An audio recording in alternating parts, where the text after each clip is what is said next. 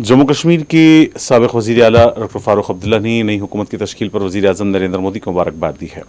Media से बात करते हुए फारूक अब्दुल्ला ने कहा कि उम्मीद करते हैं कि नरेंद्र मोदी हिंदुस्तान में अमन और भाईचारा और खुशहाली के लिए काम करेंगे और मुल्क को आगे ले जाएंगे।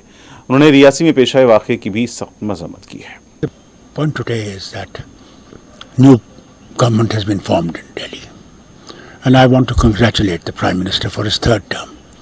And I hope he will carry this nation forward towards peace, prosperity of people, and that the rhetorics that have been done in the elections are forgotten, and that we carry every person of India, what religion he belongs to, what region he belongs to.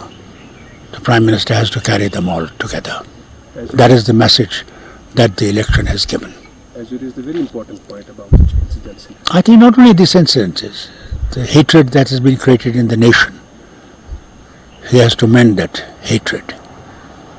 That hatred has to go if this nation has to survive, and that we all can live in peace and harmony with each other. That is the nation's voice in this election, and I hope we will follow that advice. Can we say Reasi incident indicates that the enemies are still present here? Yes, Reasi is absolutely, they are here.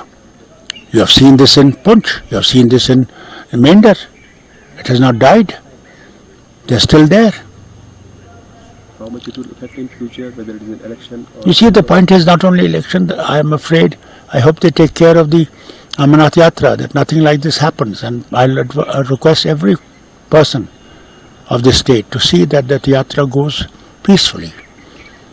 That carries a message to all that we are not part of this terrorism, and we'll never